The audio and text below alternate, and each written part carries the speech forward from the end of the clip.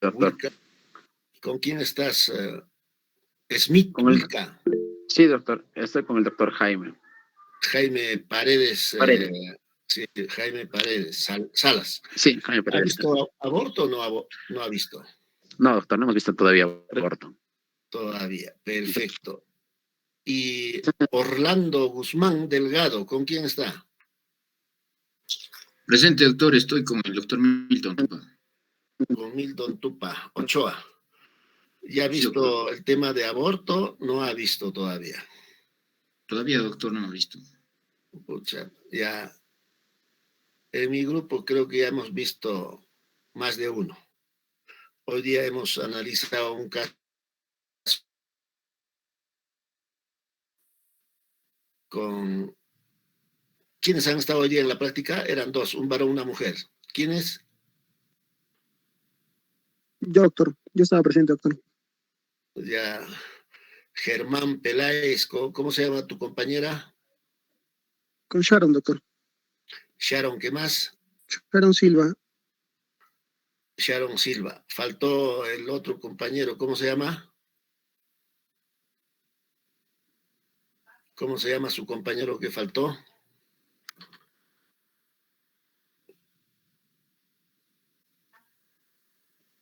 Peláez, ¿cómo se llama doctor, su compañero? Doctor, yo falté, Enrique.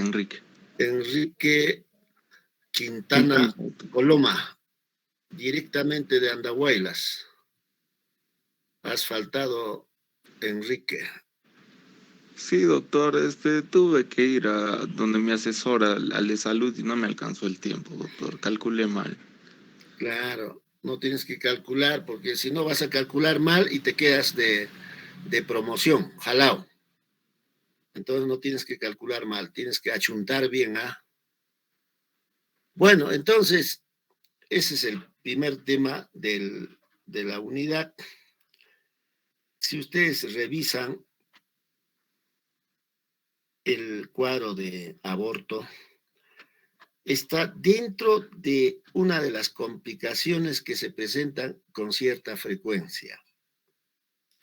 Significa, está dentro de las hemorragias durante el embarazo.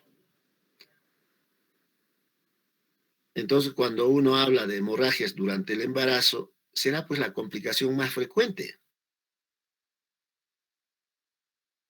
Y a las gestantes que presentan hemorragia, uno puede agrupar en 3 grupos y últimamente la tendencia es en 2 grupos. Cuando uno agrupa en 3 grupos, se habla hemorragia del primer trimestre, 2, hemorragia del segundo trimestre,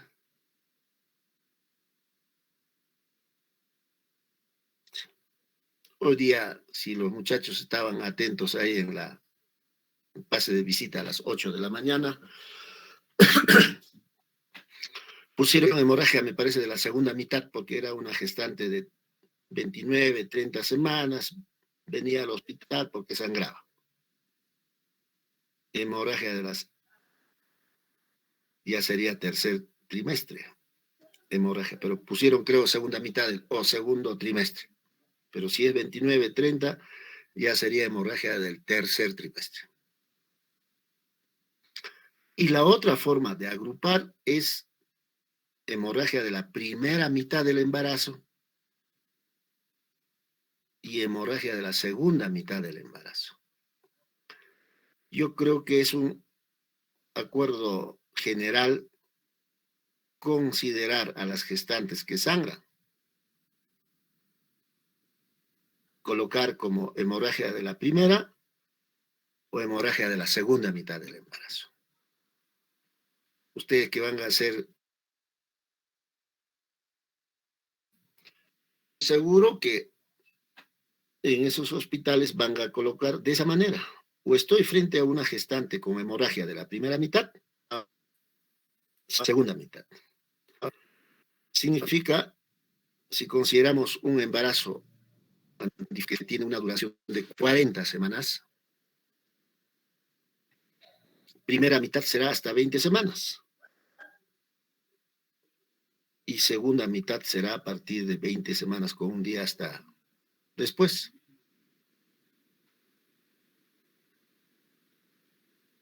Ahora, se supone, si hablamos de hemorragia primera mitad, segunda mitad, existen casos de atender, causas de hemorragia de la primera mitad del embarazo, causas de hemorragia de la segunda mitad del embarazo. Si hablamos causas de la primera mitad, ahí vamos a encontrar lo que es el aborto, encontraremos el embarazo ectópico. Doctor, no sé si encontrar- está proyectando diapositivas, creo que no está proyectando.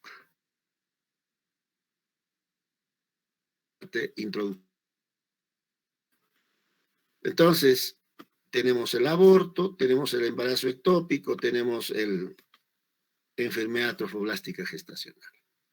La primera mitad del embarazo.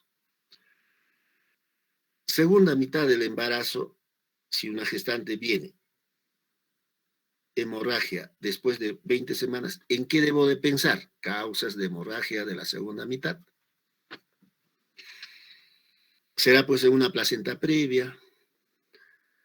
Tendrá que pensar en DPP, desprendimiento prematuro de placenta.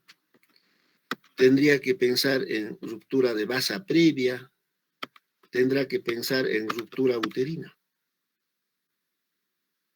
Lógicamente, voy a definir el diagnóstico final haciendo diagnóstico diferencial.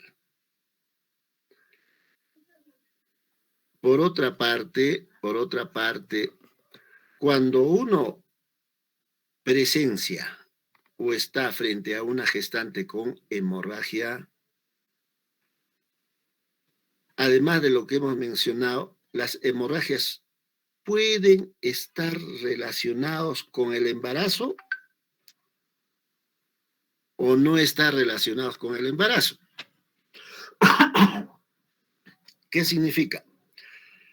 Si yo concluyo que esta hemorragia está relacionada con el embarazo, causa de esta hemorragia será pues, aborto ectópico, mola, placenta previa, DPP, ruptura de vasa previa, ruptura uterina. Pero si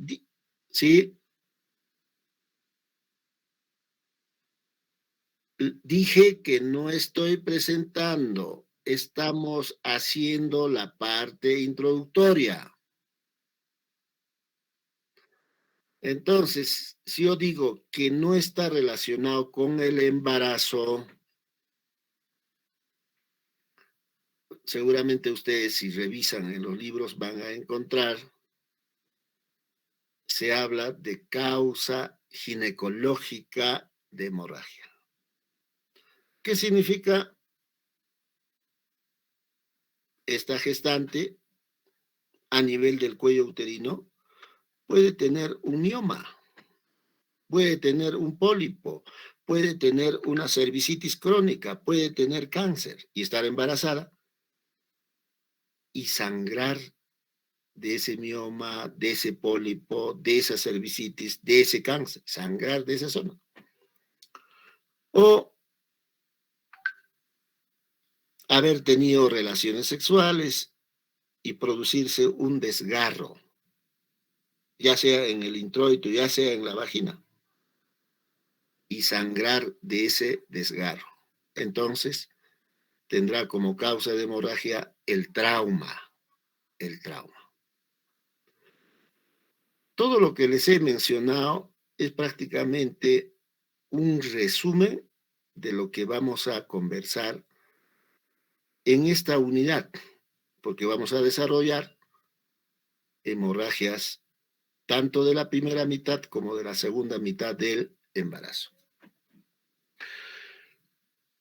Si tienen preguntas, lo hacen. Si no, ahora sí les voy a presentar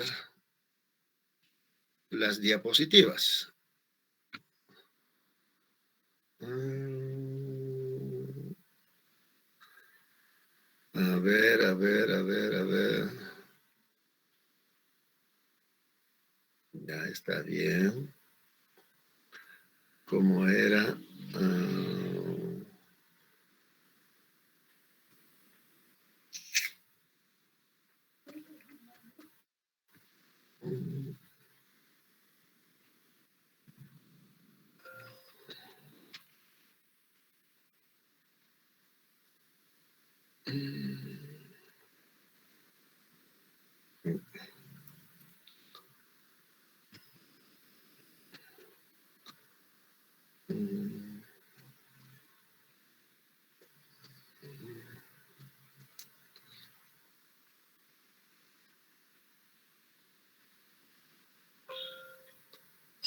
A ver, a ver, a ver, a ver. Ya, acá creo que es así.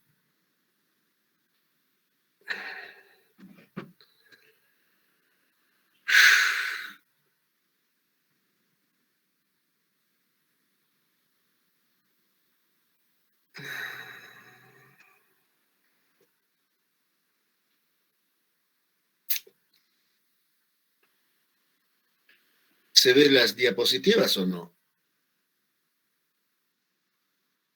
Perfecto. Sí, señor. Ya. Entonces, de todo lo que hemos conversado, hoy día vamos a ver lo que es el aborto. Entonces, el primer paso será definir qué viene a ser un aborto. El aborto vendrá a ser la interrupción del embarazo antes que el feto pueda sobrevivir de manera independiente fuera de la cavidad uterina. Eso sería la definición, interrupción del embarazo. Ahora, ustedes lógicamente preguntarán, ¿a partir de qué edad gestacional el feto puede sobrevivir? Entonces, hablaremos de aborto cuando se pierde, cuando se interrumpe antes de la semana 22 de embarazo. Vale decir, a partir de 22 semanas y un día, la probabilidad de que pueda sobrevivir el feto existe. No será el 100%, un porcentaje bajo. Hay japoneses que han hecho trabajos y consideran los japoneses que a partir de 22 semanas y un día puede sobrevivir hasta en 26% de estas. Por otra parte, para considerar aborto, se debe tener en cuenta cuánto pesa el producto de la gestación. Por lo tanto, se hablará de aborto si es que el peso del feto que se pierde es menor de 500 gramos. A partir de 500 ya existe la probabilidad de que pueda sobrevivir. Por otra parte, la Organización Mundial de la Salud clasifica las muertes fetales en muerte fetal temprano, cuando el feto intraútero se muere antes de 20 semanas. También muerte fetal intermedio, cuando el feto, cuando el feto se muere entre 20 semanas y 28 semanas. Y muerte fetal tardío, cuando el feto por alguna razón se muere intraútero después de 28 semanas de gestación. Generalmente estas gestantes que tienen muertes fetales vienen al hospital porque notan los cambios propios del embarazo. Empiezan a subinvolucionar, cambios propios del embarazo. ¿Qué les llama la atención a las gestantes? El útero que estaba creciendo se detiene y no crece. Se detiene e involuciona, empieza a achicarse. Las glándulas mamarias que estaban congestionadas dejan de congestionarse. Si había movimientos fetales, si percibía movimientos fetales, los movimientos fetales desaparecen. Si es un embarazo temprano, náuseas, vómitos que presentaba, mejora, vale decir, desaparece. Estos hechos hacen que la gestante se dé cuenta, le llama la atención, viene al hospital para ser evaluado. Cuando uno habla de aborto, va a ser importante o necesario la clasificación de esta. Y cuando uno habla de clasificación, existen diferentes formas, tipos de clasificar. Una de las formas de clasificar será en función a la edad gestacional. Y cuando uno habla de aborto en función a la edad gestacional, cuando se pierde antes de 12 semanas. 12 antes de 12 semanas.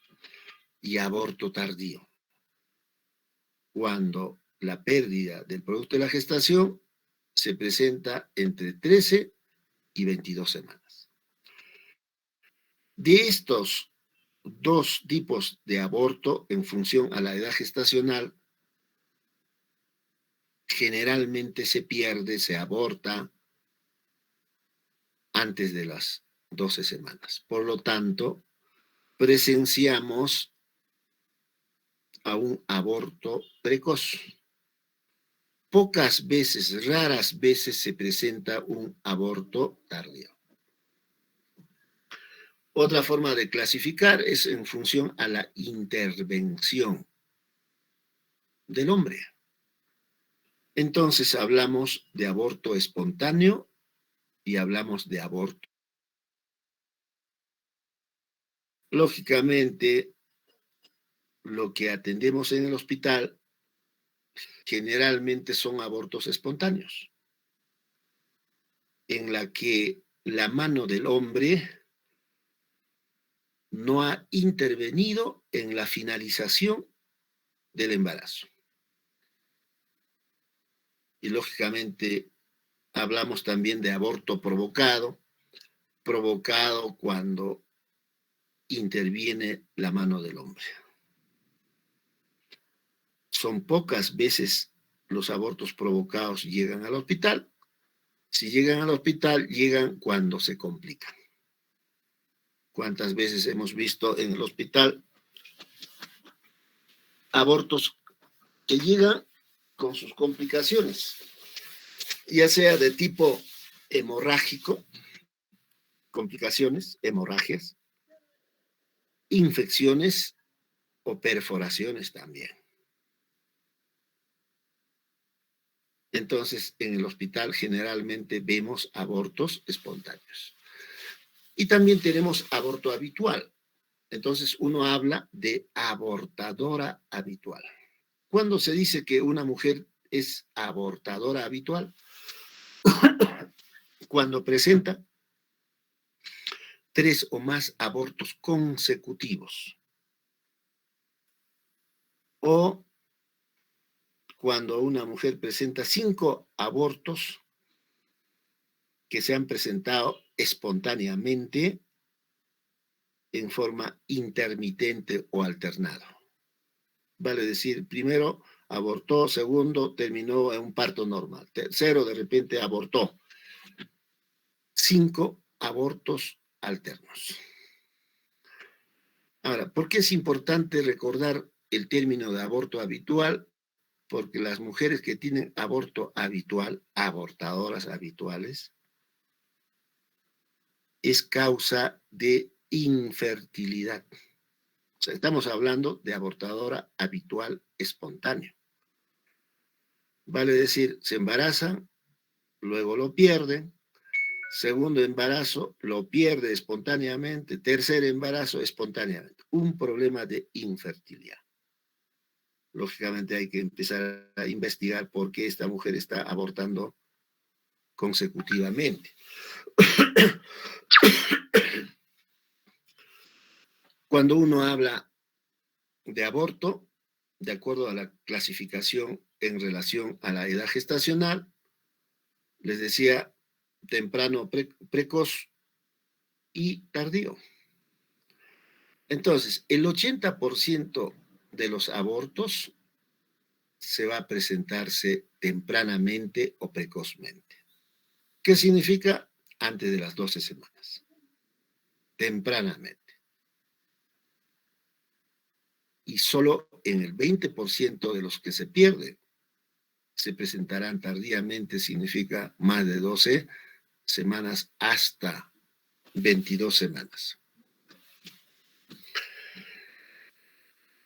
Últimamente está reconocido, está dentro de la Constitución en el Perú el término de aborto terapéutico. Por lo tanto, uno puede realizar en el hospital un aborto terapéutico. ¿En qué caso o por qué se realiza un aborto terapéutico? El objetivo básicamente es salvar la vida de la gestante.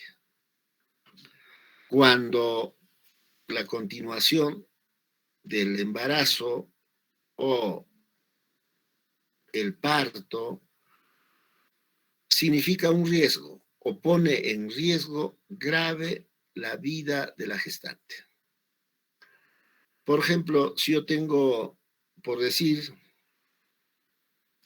un embarazo y una insuficiencia cardíaca, una insuficiencia renal, el embarazo va a agravar la insuficiencia.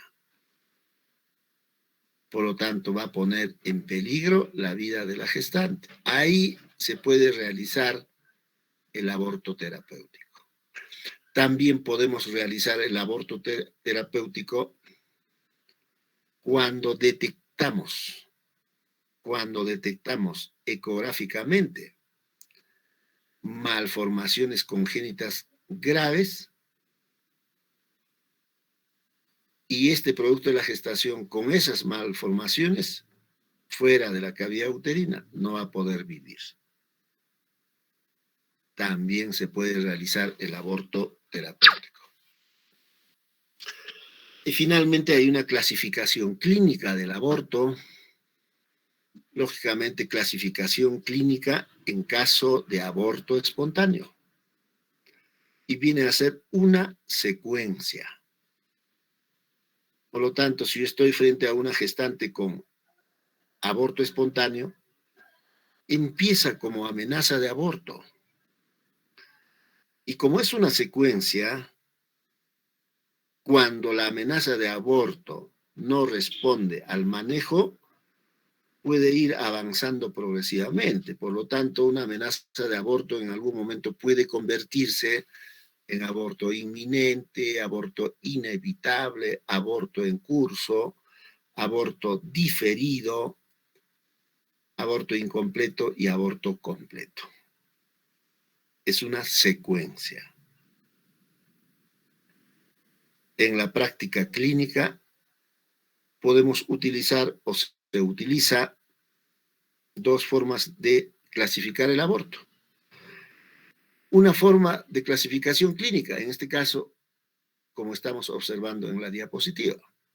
Entonces, por emergencia, con cierta frecuencia ustedes van a observar que ponen amenaza de aborto, o de repente en otro caso pondrán aborto en curso, en otro caso pondrán de repente aborto incompleto, aborto completo. Pero también habrá hospitales en los que ponen aborto temprano o precoz, aborto tardío. También otra forma de clasificar que se practica clínicamente, ¿no? Cuando uno habla de aborto, existen factores de riesgo del aborto.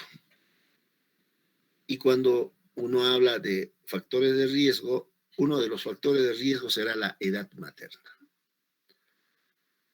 La edad materna es importante conocer, porque el riesgo de aborto se incrementa a medida que aumenta la edad materna.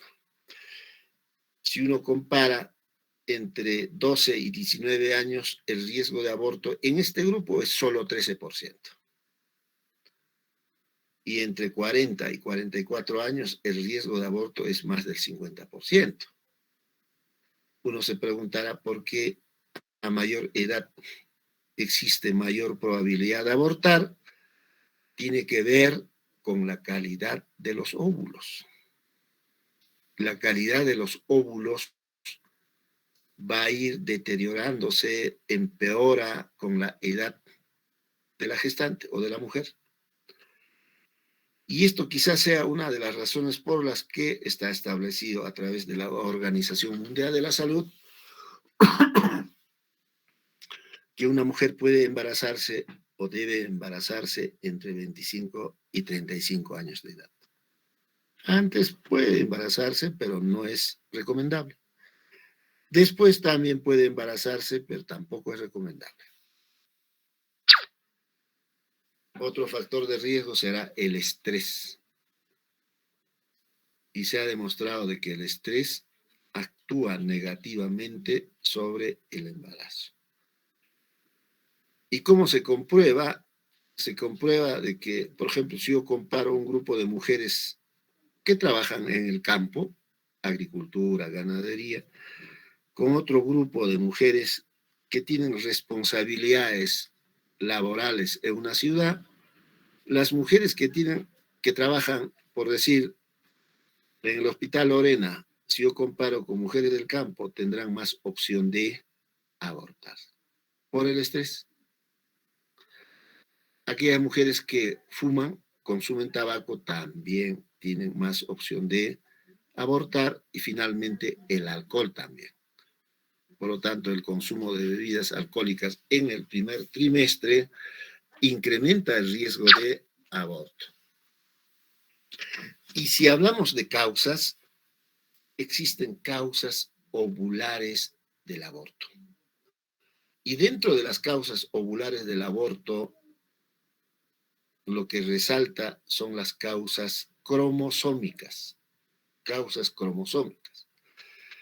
Por lo tanto, se ha demostrado que entre el 40 y 60% de mujeres que abortan espontáneamente presentan alteraciones cromosómicas incompatibles con la vida.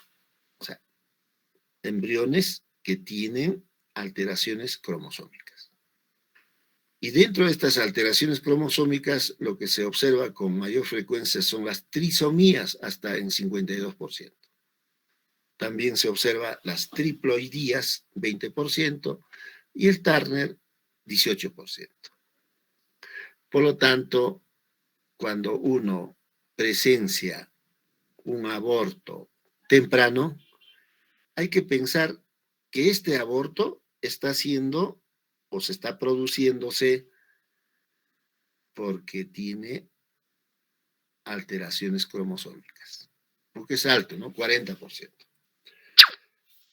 Las otras causas son las causas genéticas, que es diferente a las causas cromosómicas. En caso de causas genéticas, puede haber mutaciones de genes. Si hay o presenta mutación de un solo gen, estamos hablando de mutación monogénica. Y si es de varios genes, poligénicas. Cuando el embrión o feto presenta mutaciones genéticas, estas mutaciones pueden presentarse aun cuando cromosómicamente están bien o no hay alteraciones cromosómicas. Cromosómicamente está bien, pero tiene mutación de los genes y va a generar aborto. Cuando hay mutaciones genéticas, desde el punto de vista microscópico, bioquímico, uno encuentra alteraciones enzimáticas. Y estas alteraciones enzimáticas interfieren en el metabolismo normal del embrión. Y como hay una alteración del metabolismo, puede provocar muerte del embrión o del feto. Y como consecuencia de ello, habrá pues una interrupción del embarazo. Entonces, las mutaciones están relacionadas con alteraciones enzimáticas. También existen causas maternas, especialmente malformaciones uterinas. Por lo tanto, las mujeres que tienen útero septado pueden abortar o abortan. Útero bicorne, abortan. Mujeres que tienen hipoplasia uterina, abortan. O mujeres que tienen miomas, también abortan. Y cuando uno habla de mioma, existen 3 tipos de miomas. Uno será submucoso, 2 será intramural y 3 será subseroso. Y cuando relaciona la localización del mioma con el embarazo, existen 2 tipos de mioma que generan problemas en el embarazo, que sería la submucosa e intramural. Submucosa está relacionada con el aborto en sí, o a veces evita el embarazo. Por lo tanto, las mujeres que tienen mioma submucosa o no se embarazan, o si se embarazan, lo pierden. Mientras los miomas intramurales, ahí normal se embarazan, terminan con el embarazo. ¿En qué momento complica? En el momento del parto, ya sea eutóxico o distóxico. ¿Qué va a generar? Una hemorragia del posparto. ¿Por qué? Porque el mioma, que viene a ser un tumor, evita que el útero se contraiga. Si el útero no se contrae, lógicamente va a presentar una hemorragia. El otro problema será pues las incompetencias cervicales. Cuando uno habla de incompetencia cervical, la incompetencia cervical puede ser de tipo genético, de nacimiento. Y adquirido. Genético, bueno, eso es de formación. Pero el adquirido, ¿en qué momento se adquiere?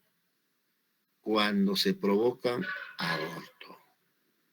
Entonces, cuando uno provoca el aborto, puede lesionar, puede generar una serie de complicaciones a mediano y largo plazo. Y una de esas complicaciones a mediano largo plazo será incompetencia cervical, en la que se lesiona el orificio cervical interno. Y como el orificio cervical interno está lesionado, se pierde la competencia.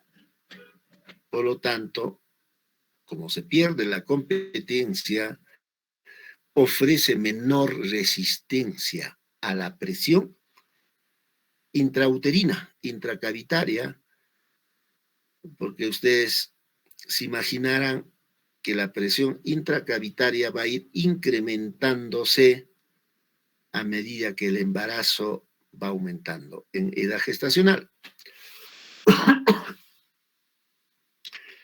Y como hay una incompetencia de OSI, cede a la presión y se pierde. De ahí que, en caso de incompetencia de OSI, la dilatación del orificio cervical interno es indolora. No necesita que haya contracciones uterinas para que el OSI se abra. Y por otra parte, otra característica es que el aborto se presenta en el segundo trimestre. Segundo trimestre. La historia generalmente es esto. Primer embarazo o primer aborto, por decir, a los 20 semanas. Segundo aborto, ya no a 20. Va bajando en edad de gestación. De repente 19 semanas, de repente 18 semanas. Y el tercer aborto, si es que es por incompetencia de OSI, ya no será 20, ya no será 18, de repente 14 semanas, 15 semanas. Cada vez va disminuyendo la edad en la que se pierde. Clínicamente, les mencionaba, no hay dolor, no hay sangrado. ¿Cómo nos damos cuenta? Nos damos cuenta por este dato. Las membranas se prolapsan hacia la vagina por el orificio cervical externo. Las membranas. Y les va a llamar la atención a la gestante que algo se sale. Un globito, dicen. Un globito se está saliendo por la vagina. Uno evalúa, uno coloca espéculo y vamos a ver la formación de reloj de arena. ¿Qué significa? Por debajo de OCE, orificio cervical externo, hay un globo y por encima de OSI, dentro de la cavidad, hay otro globo con el producto de la gestación. Formación de reloj de arena. Ahora, si ustedes preguntarán, ¿qué hacemos con estas mujeres? Si estamos seguros que es un incompetencia de OSI, el manejo es cerclaje. Cerclaje. ¿Cuándo va a ser? Perdió a los 20 semanas, es por incompetencia de OSI. Antes de llegar a 20 semanas, significa 16 semanas, 17 semanas, así lo que es el cerclaje. Otra causa materna de aborto son las sinequias intrauterinas. Vale decir, adherencias fibrosas. Esta patología se llama también como el síndrome de Asherman. Síndrome de Asherman. Las mujeres que tienen fibrosis o adherencias fibrosas o síndrome de Asherman o no se embarazan, cuando se embarazan lo van a abortar. Ustedes preguntarán, ¿y por qué se presenta el síndrome de Asherman o estas sinequias están relacionadas con los abortos? Abortos provocados. Pero también pueden estar relacionados con endometritis, retención de restos en las que se realizó legrado uterino. También puede estar relacionado con tuberculosis. Entonces, todo esto que hemos mencionado genera adherencias o síndrome de Asherman, en las que algunas no se embarazan, otras se embarazan y lo pierden. También existen causas inmunológicas, y dentro de las causas inmunológicas, el lupus. Lógicamente, si yo tengo una gestante que pierde, debo de sospechar también causas inmunológicas, y dentro de ello, el LES. Y si yo pienso en LES, pediré pues una serie de análisis como anticuerpos antinucleares, anticuerpos anti-ADN, anticuerpos anticardiolipina. Con eso hago el diagnóstico. Lo que se ha visto es que los autoanticuerpos favorecen fenómenos tromboembólicos. Y estos trombos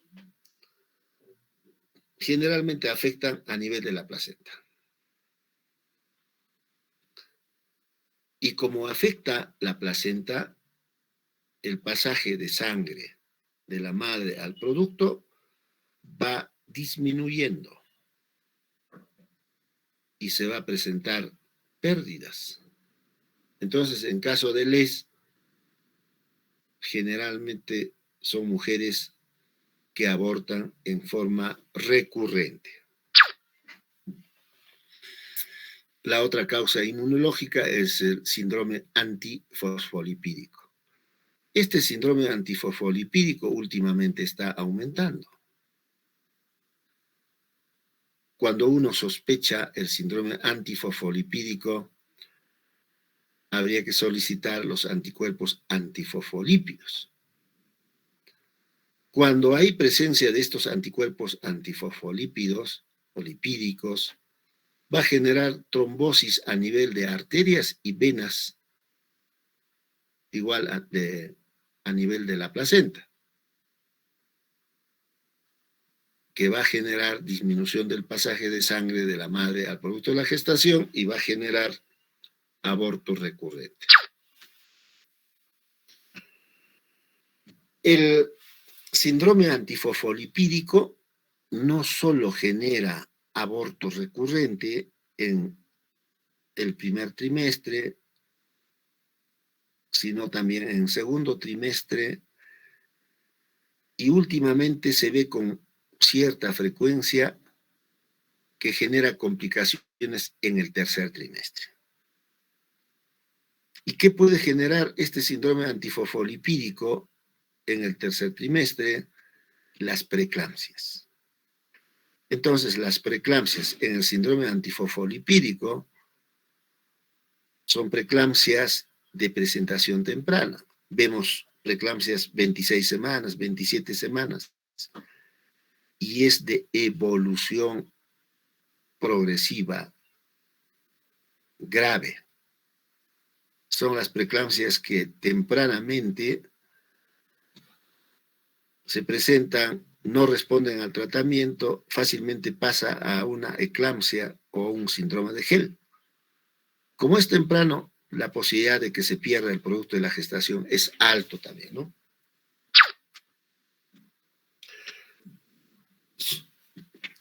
El manejo del síndrome antifosfolipídico, lógicamente también el diagnóstico es junto con, nosotros sospechamos, los ginecólogos sospechamos,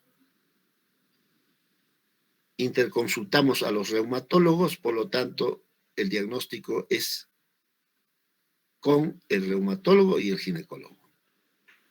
Si concluimos que se trata de un síndrome antifosfolipídico, el tratamiento combinado con aspirina y heparina de bajo peso molecular mejora la tasa de éxito en aquellas mujeres que tienen aborto recurrente, también en aquellas mujeres que tienen antecedentes de preeclampsia de presentación temprana. Mejoramos con aspirina y heparina.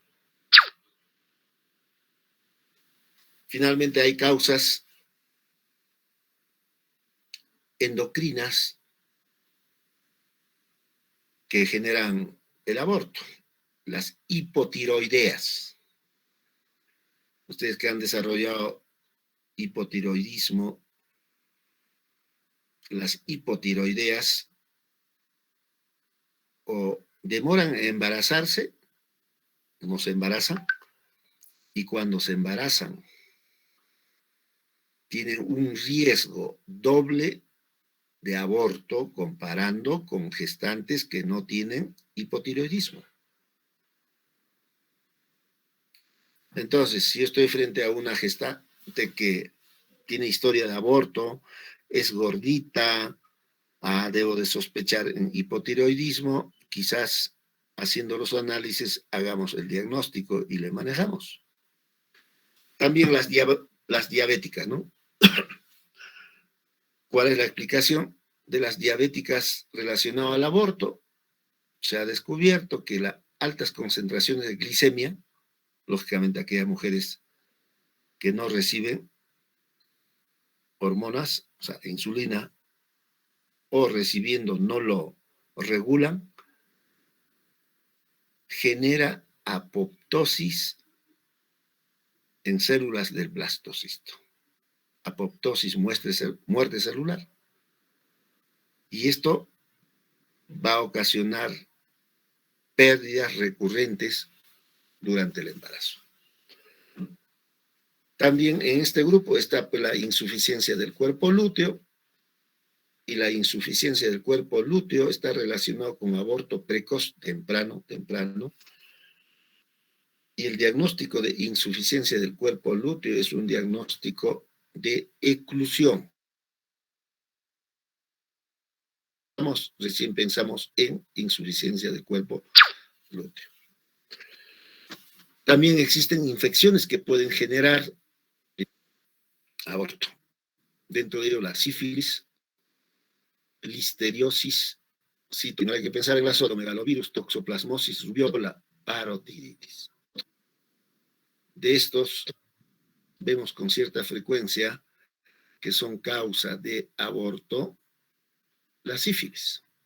Hoy día creo que han presentado que tenemos en el hospital una gestante con sífilis.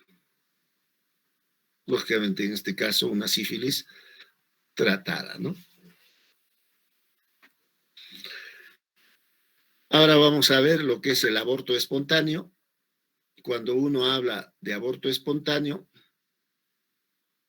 el 20% de los embarazos finalizan en abortos espontáneos. Dicho de otra manera, de 100 mujeres que se embarazan, 20 lo van a perder. 20. Lógicamente, estas 20 que lo van a perder es porque presentan alteraciones cromosómicas o genéticas. Por lo tanto, se pierde tempranamente. Por eso ahí dice, la mayoría de ellas suceden en los 3 primeros meses del embarazo. 3 primeros meses del embarazo. Pero cuando uno está frente a un problema cromosómico o genético, 6 semanas, 7, hasta 8 semanas. Ahí se pierde espontáneamente. Les decía, en los hospitales se utiliza más la clasificación clínica del aborto. Por lo tanto, veremos primero la amenaza de aborto. Las gestantes que tienen amenaza de aborto, cualquier momento del día van a ir al hospital. Felizmente, estas gestantes que tienen amenaza de aborto tienen buen pronóstico. Significa que hasta el 96% el embarazo va a continuar, va a responder al tratamiento.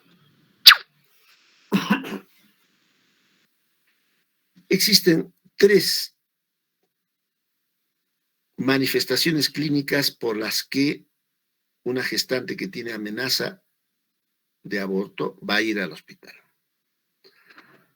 Va a ir porque sangra, 2, porque tiene dolor a nivel del abdomen, especialmente a nivel del hemiabdomen inferior, y 3, nosotros lo vamos a detectar haciendo tacto vaginal. Entonces, en amenaza de aborto, el síntoma fundamental es el sangrado por vía vaginal. Y cuando uno habla de sangrado vaginal, escaso, regular, abundante. Escaso, regular, abundante. En caso de amenaza, será pues de leve intensidad o escaso. El sangrado es escaso. Asociado a dolor abdominal de tipo cólico. Dolor abdominal de tipo cólico de leve intensidad localizado en el hipogástrico. Van por esas 2 manifestaciones. Llega al hospital, sí, vemos que mancha, sangra, escaso, se queja de dolor, pero no es un dolor intenso. ¿Qué nos queda? Hacer tacto vaginal. Lógicamente ustedes van a escuchar, antes de hacer tacto vaginal hay que colocar espéculo. ¿Para qué colocamos espéculo? Colocamos espéculo para ver de dónde sangra. Sangra de cavidad uterina, sangra del cuello uterino, sangra de vagina. es importante, ¿no? Hace un rato le decía hemorragia de causa obstétrica, causa no obstétrica. Porque el hecho de que sangre no necesariamente puede ser amenaza de aborto, no va a hacer que tenga lo que hemos mencionado, ¿no?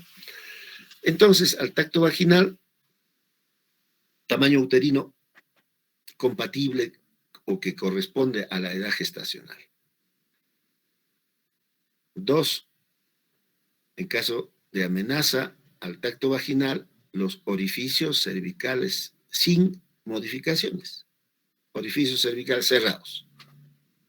Eso es lo que tenemos que encontrar. Sangrado escaso, dolor de leve intensidad, al tacto útero que corresponde a edad gestacional, orificios cervicales cerrados, por lo tanto cuello sin modificaciones. ¿Cómo hacemos diagnóstico de amenaza de aborto? Clínicamente. Por esas 3 cosas que hemos mencionado. Por el sangrado, por el dolor, por el tacto vaginal. Podemos usar ecografía. En la ecografía, tiene que ser una ecografía por vía transvaginal. Nos interesa ver cómo está el saco gestacional. ¿Hay o no hay embrión? 3, ¿hay o no hay latido cardio embrionarios o fetales? Lógicamente, si existe duda sobre la vitalidad embrionaria o fetal, existen 2 posibilidades. 1, volver a hacer una ecografía. ¿En qué tiempo? Mínimo será 48 horas. 48 horas. Pero si todavía no vemos el embrión, lo ideal es que volvamos a hacer una ecografía en 7 días. Y la otra opción es dosar en forma seriada la gonadotrofina coriónica fracción beta. En caso de que se concluya que estamos frente a una amenaza de aborto, el tratamiento es solo conservador. Jorgito, te llamo, estoy en clases. Ya, chao. Entonces, el tratamiento es solo conservador. ¿Qué significa? Lo podemos mantener en su casa. Mejor mantener en casa. ¿Por qué? Porque hemos dicho que tiene buen pronóstico. Pero también lo podemos hospitalizar si estamos en el Cusco, si viene pues de Chumbivilcas y no tiene dónde estar. Lógicamente lo hospitalizamos, pero sin terapia. Tratamiento conservador. Como dice acá, en caso de amenaza hay que abstenerse de usar fármacos, porque la mayoría de los abortos que se producen en el primer trimestre tienen alteraciones cromosómicas o genéticas. Y si uso fármacos, voy a retener un producto que está mal, que está con alteraciones cromosómicas y o genéticas. Se producirá el parto, pero con problemas de tipo cromosómico. Entonces, lo ideal es no utilizar fármacos. En los hospitales, ¿qué van a ver? Utilizan a veces progesterona. Lógicamente, a veces no responde. Aún con progesterona, si hay alteraciones cromosómicas o genéticas, lo abortan.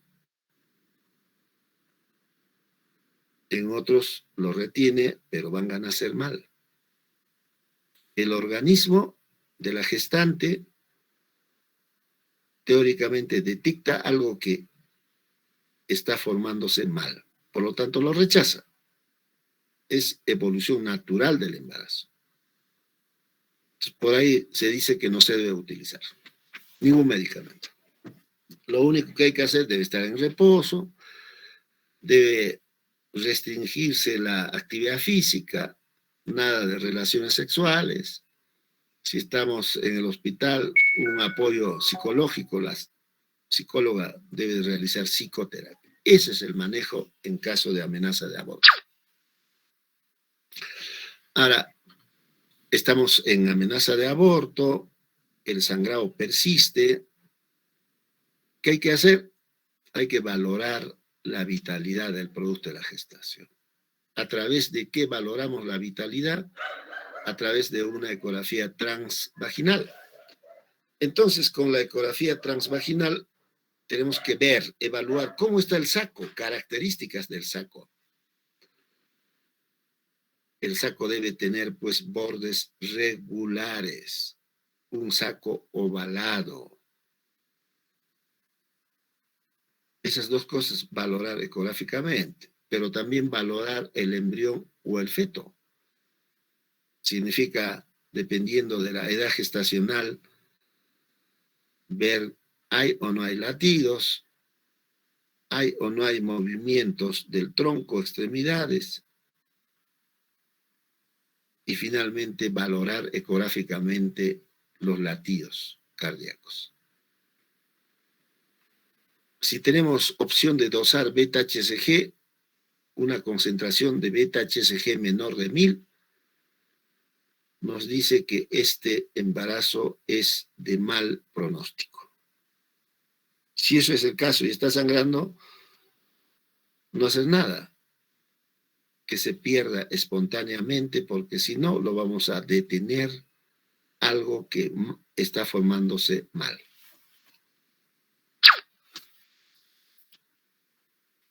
Y lo otro es el aborto en curso. Lógicamente, cuando uno habla ya de aborto en curso, es una amenaza que no ha respondido al manejo conservador. Por lo tanto, la amenaza de aborto ha pasado a un aborto inminente, aborto inevitable, y se convirtió en aborto en curso. ¿Cuál es la diferencia de un aborto, una amenaza de aborto con un aborto inminente? Es solo clínico. El sangrado en caso de inminente será un poquito más. El dolor abdominal de mayor intensidad. Hacemos tacto vaginal, el cuello uterino, con ciertas modificaciones, especialmente el orificio cervical externo. Por lo tanto, el orificio cervical externo entreabierto, pero el interno cerrado. Si es que evoluciona desfavorablemente, se convertirá luego en aborto inevitable. ¿Qué significa aborto inevitable? Un aborto que sí o sí se va a consumar, se va a perder. ¿Cuál es la característica clínica de un aborto inevitable? Sangrado de mayor volumen, dolor más intenso, siempre comparando con lo anterior, aborto inminente. Si hacemos tacto vaginal, no solo está abierto el orificio cervical externo, sino está abierto el orificio cervical interno también. Entonces entramos con nuestro dedo y a través de nuestro dedo palpamos las membranas. Un aborto inevitable.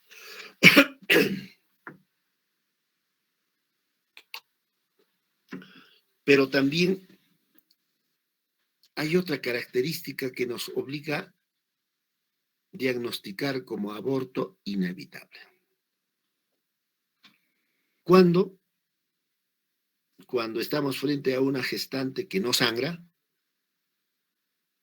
no tiene dolor, orificios cervicales externo e interno cerrado, pero pierde líquido. No sé si se entiende. No sangra, no tiene dolor, orificios cerrados, pero pierde líquido. Y es un embarazo, por decir, de 14 semanas, 17 semanas, 18, no sé. basta que pierda líquido antes de 22 semanas para considerar que estamos frente a un aborto inevitable. Ahí no hay nada que hacer. Se tiene que terminar con el embarazo. Y después del aborto inevitable, lógicamente hablamos de aborto en curso. ¿Cuándo se dice que estamos frente a un aborto en curso? Como dice ahí, evolución desfavorable de la amenaza de aborto, en la que el producto de la gestación se encuentra ya a nivel del canal cervical. Como su nombre dice, en curso, está en camino. En camino. ¿Qué está en camino? El producto de la gestación. Ya no está en cavidad uterina, sino ya está en canal cervical. Otras veces encontramos una parte en canal, la otra parte ya está colgando hacia la vagina. Aborto en curso. Clínicamente, las gestantes que tienen aborto en curso sangran, comparando con amenaza inminente, inevitable, abundantemente. Sangrado abundante. Dolor abdominal intenso. Ahora, ¿por qué dolor abdominal intenso? Porque gracias a este dolor abdominal, lógicamente, dolor abdominal en este caso es expresión de contracciones uterinas. Expresión de contracciones uterinas. Y gracias a estas contracciones uterinas va a haber un desprendimiento del saco gestacional, también va a haber dilatación cervical. Por lo tanto, cuando uno hace tacto vaginal, los orificios cervicales están abiertos y en el canal se va a palpar el saco gestacional. Si esto es lo que encontramos, estamos hablando de aborto en curso. ¿Cómo hacemos el diagnóstico? Es clínico, básicamente. Cervix dilatado con presencia del producto de la gestación en el canal. Solo está haciendo tacto. En caso de aborto en curso, tanto el sangrado abundante, dolor intenso, desaparecerán cuando el producto de la gestación es expulsado de la cavidad hacia la vagina. Se expulsa, el útero se contrae, disminuye cuantía del sangrado y el dolor. Y uno cuando está en emergencia, la mujer está que se desespera, se sienta, se levanta, se baja de la camilla. Llega en un momento en que observamos que se tranquiliza. Y uno se pregunta, ¿y por qué se ha tranquilizado? Por lo tanto, hacemos tacto vaginal y el producto de la gestación encontramos que ya está en la vagina. ¿Qué ha pasado con el sangrado? Disminuye. ¿Por qué disminuye? Porque el útero se contrae. ¿Qué pasa con el dolor? Disminuye o mejora. ¿Por qué? Porque el útero ya no se contrae. ¿Para que sea contraído entonces? Para expulsar el producto de la gestación. Y si nosotros hacemos ecografía, porque no es necesario, pero en el hospital en emergencia hay un ecógrafo.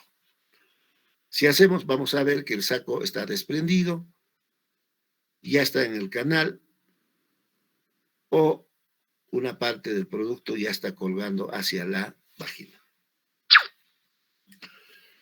¿Cuál es el manejo?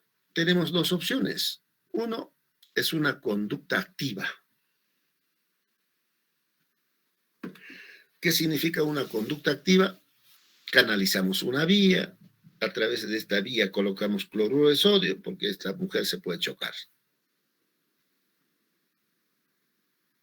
A la vez, administramos analgésicos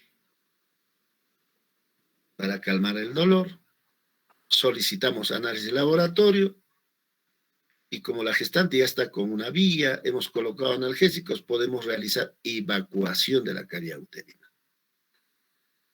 Les decía hace un rato, cuando hablamos de aborto en curso, el producto de la gestación está en canal.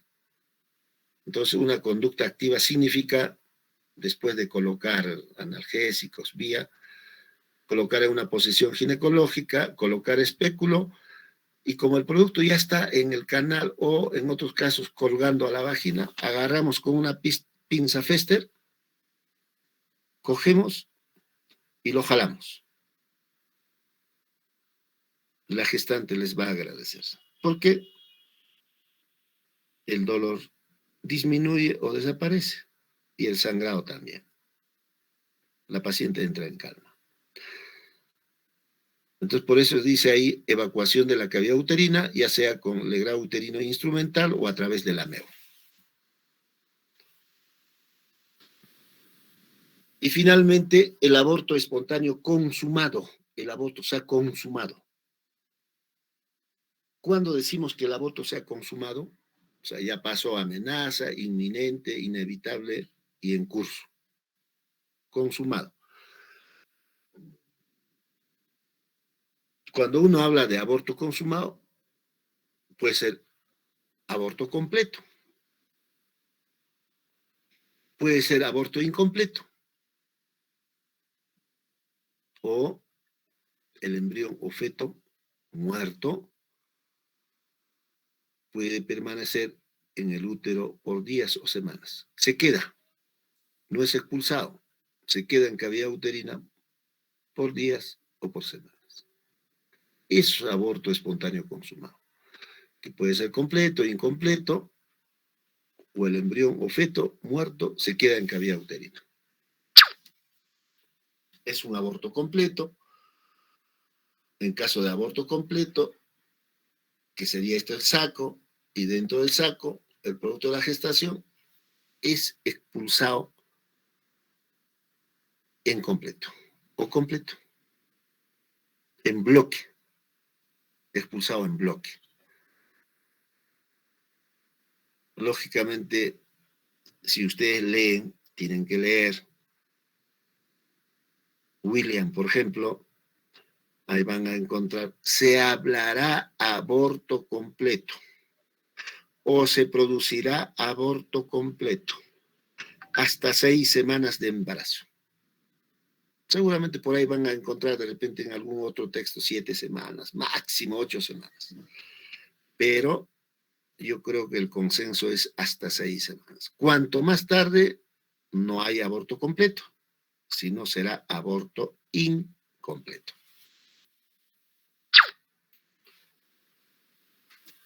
Y aborto incompleto, expulsión parcial del producto de la gestación y de sus anexos. Generalmente al hospital llega como aborto incompleto, en la que ya se produjo expulsión en su casa, expulsión del producto de la gestación y anexo se refiere a la placenta. Y solamente queda algo como para evacuar la cavidad uterina. ¿Cuál es el cuadro clínico de un aborto incompleto? Sigue siendo hemorragia, comparando con aborto en curso. La hemorragia es de menor volumen, muchas veces intermitente. Los dolores disminuyen en intensidad comparando con aborto en curso. Uno hace tacto vaginal, orificios cervicales abiertos. ¿Por qué? Porque a través de esos orificios se expulsó el producto de la gestación y sus anexos. Y el útero está subinvolucionado. Significa tamaño uterino, longitud uterina, incompatible con la edad gestacional. Si tenía 9 semanas, al evaluar el útero ya no corresponde a 9 semanas, sino de repente a 8 semanas, 7 semanas. ¿Cómo hacemos diagnóstico? Es solo clínico, con lo que hemos mencionado. Hemorragia, menor cuantía, intermitente, dolor de menor intensidad, orificios cervicales abiertos, útero subinvolucionado. Queremos estar seguros, podemos hacer una ecografía y en la ecografía la cavidad uterina está ocupado por contenido heterogéneo.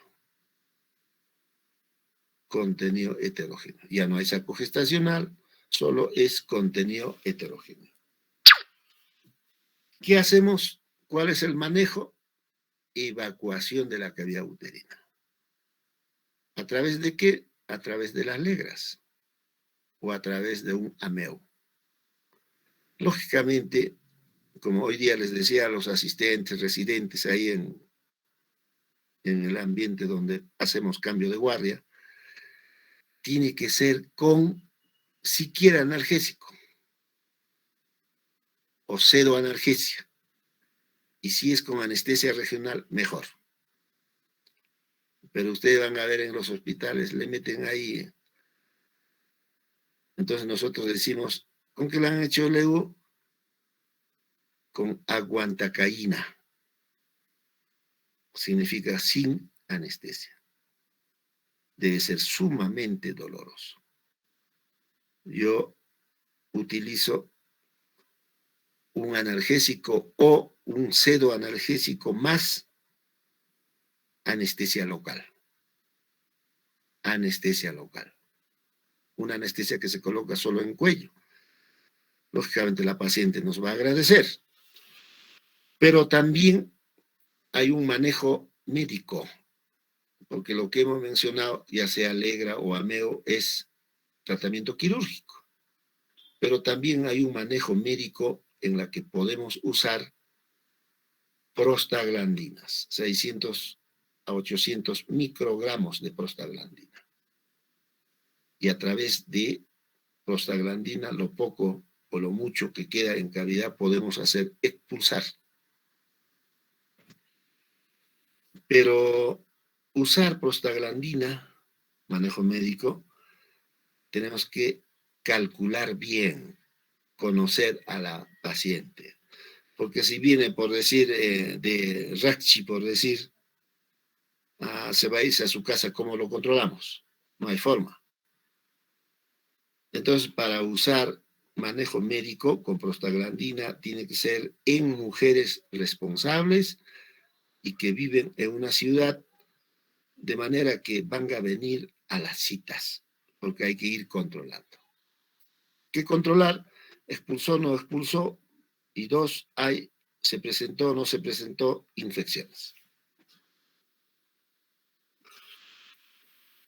Cuando uno habla de complicaciones, estas complicaciones se pueden presentar en aborto espontáneo y con mayor razón en aborto provocado. ¿Qué complicaciones? Infecciones, por lo tanto aborto séptico, se puede presentar anemia, se puede perforar el útero, se puede presentar el síndrome de Asherman que ya les comenté, y también infertilidad. Cuando, si estamos frente a un Asherman, si estamos frente a una incompetencia de o si estamos frente a una perforación uterina, infertilidad. ¿Qué les parece esta foto? ¿Qué idea tienen de esta foto?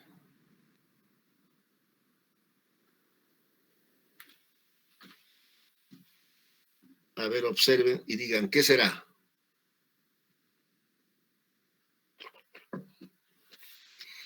Es una foto del Hospital Lorena. ¿Cómo?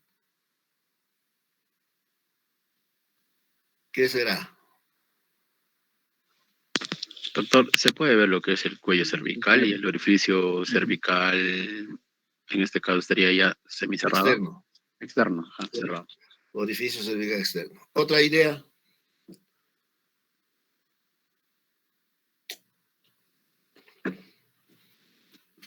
Esto del Hospital Lorena de hace medio año será. A ver, se ve la flechita, ¿no es cierto? Cierto. Ya. Esto se supone es un dedo. Esto es un cuerno. Esto de acá nace las trompas uterinas. De un lado, trompa de otro lado, fondo uterino, la cara posterior del útero, la cara anterior se supone está acá. es una perforación. Perforación. Y acá, complicación, perforación del útero. Entonces, en este caso, me imagino ustedes que, por lo menos de mi grupo, cuando van, todos los días reniego en el hospital más que con ustedes. Los asistentes se duermen. ¿Quién hace el LU en caso de aborto? El residente. Y les digo, en el hospital los residentes son unas nalgas y a veces lo complican. Entonces, en este caso, me imagino la paciente llegó, pongan a las 10 de la noche, en el hospital en Lorena tenemos un asistente en emergencia, otro asistente en gineco, otro asistente en maternidad. Seguro lo ha visto el de emergencia, lo hospitaliza y el asistente que está en piso está roncando, le dice, pues LU al residente. El residente hace el LU y lo perfora. La paciente, dolor, al día siguiente, el asistente ni la ha visto a las 6, 7 de la mañana porque se va pues a las 8, ni la ha visto. El residente ni ha sospechado. Dolor.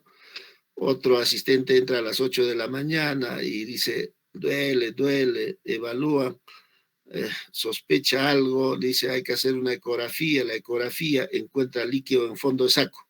Hoy día hablamos con los alumnitos, fondo de saco. Líquido en fondo de saco. Por lo tanto, acá debe haber una perforación.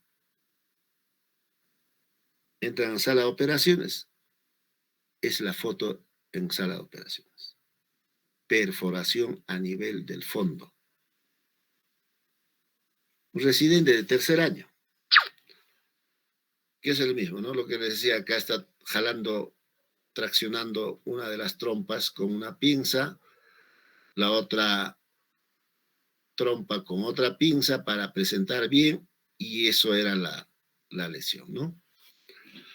Entonces, son complicaciones que se presentan. En este caso, lógicamente, era una gestante que abortó. Yo no sé si es provocado, espontáneo en casa, ha ido al hospital porque seguía con sangradito, dolor.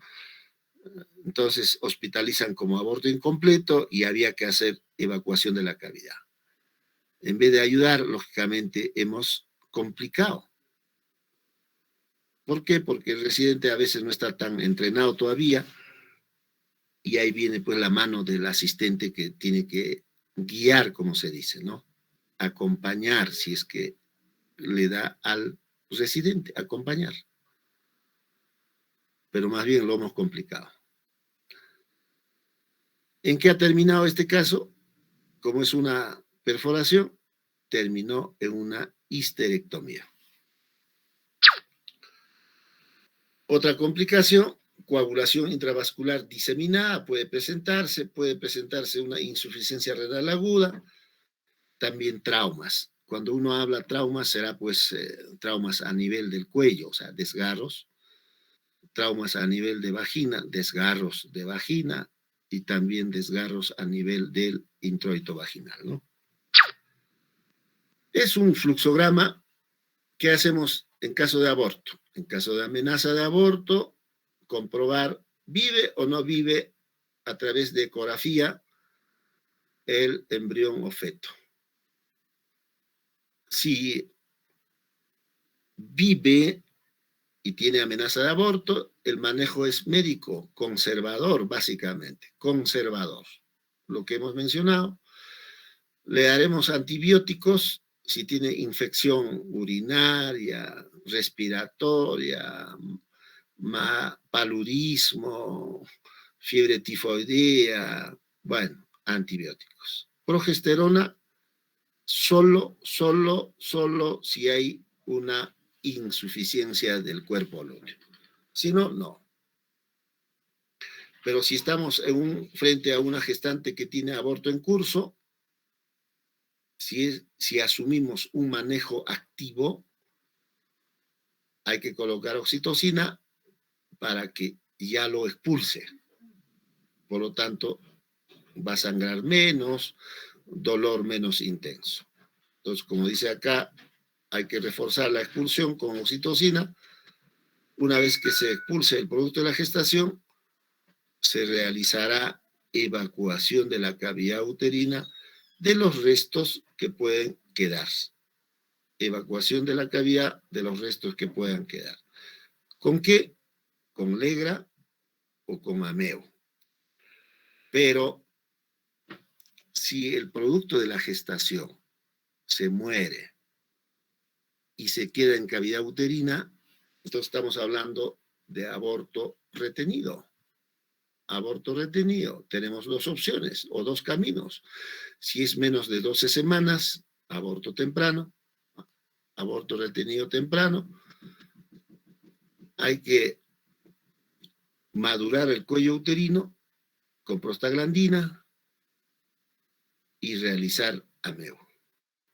Pero si estamos frente a un embarazo mayor de 12 semanas, demostrado ecográficamente, hay que madurar el cuello uterino, esperar que se expulse el producto de la gestación, que se expulse el producto de la gestación y evacuar la cavidad uterina, ya sea con la Legra o Ameo. Pero si estamos frente a un aborto incompleto, confirmado ecográficamente, si es menos de 12 semanas, hay que hacer Ameo. Si es más de 12 semanas, Legra uterino. Y uno puede administrar antibióticos en forma profiláctica. Pero si concluimos clínicamente que estamos frente a un aborto completo, demostrado ecográficamente y lógicamente clínica, lo único que hay que hacer es hacer seguimiento, porque ahí ya no cabe evacuar la cavidad uterina porque estamos diciendo que es un aborto completo. Ya no cabe evacuación de la cavidad uterina. ¿Qué hay que hacer? Hay que hacer seguimiento con la hormona gonadotrofina coriónica. ¿Por qué? Porque podemos equivocarnos ecográficamente y clínicamente y decir que es completo cuando no es completo. Y la única forma de saber será pues haciendo seguimiento con la hormona gonadotrofina coriónica. Si es completo, tiene que ir bajando, bajando, bajando y desaparecer. Por lo tanto, como dice acá, será pues manejo expectante. No se realiza evacuación de la cavidad uterina.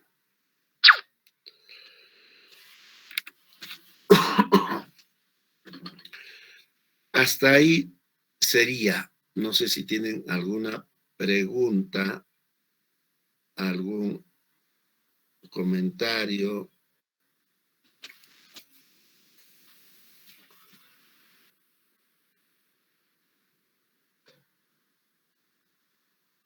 Ninguna. Cristian Aguilar. ¿Está Cristian o no?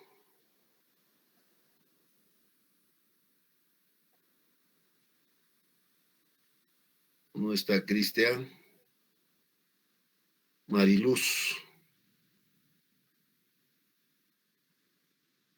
¿Algún comentario, alguna pregunta?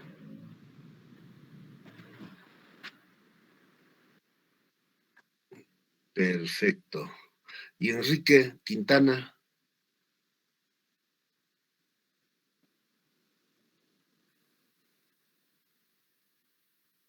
Enrique, ¿qué dice Enrique? ¿Alguna pregunta?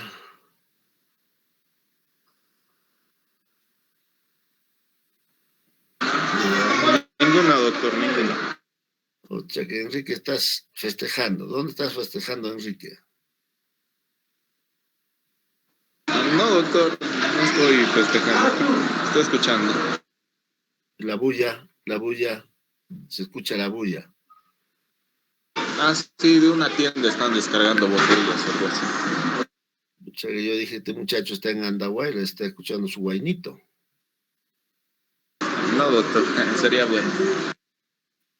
Ya, muy bien. ¿Ninguna otra pregunta? Smith, Adam Smith, Wilka. Presente, doctor. Ha sido todo claro la exposición. Muchas gracias. Muy bien. Entonces, a ver, el otro tema que van a revisar será, Mariluz, aborto séptico.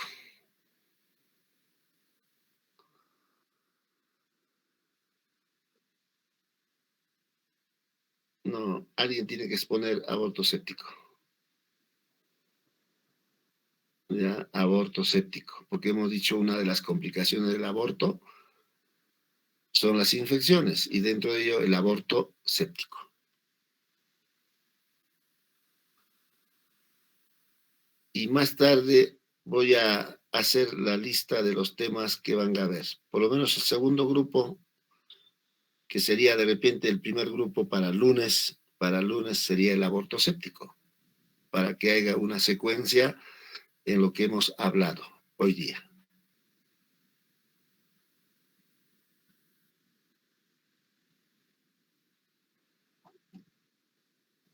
Ya, eso sería después de aborto séptico. Entonces alguien tiene que preparar para el día lunes el aborto séptico y a la vez enfermedad trofoblástica gestacional. Si no es lunes, será miércoles, pues.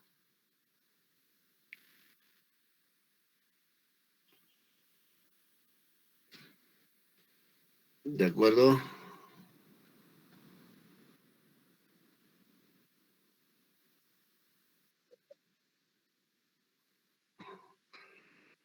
Vamos a ver, vamos a ver. Si yo bajo, avanzaremos conmigo, pero más bien para el lunes tenme cuándo vamos a introducir la segunda nota, para tener una idea y programarlo. De repente, como en la primera unidad, podemos hacer viernes también, aun cuando no estamos programados. Para concluir, podemos hacer los viernes también. Una horita puede ser de 3 a 4, por decir, ¿no? O de 4 a 5, de repente.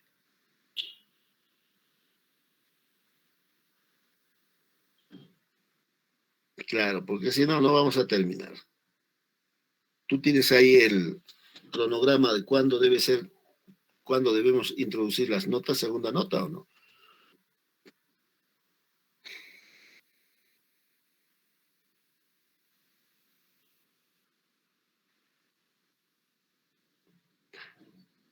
Me imagino será pues octubre, más o menos a fines de octubre, por ahí será.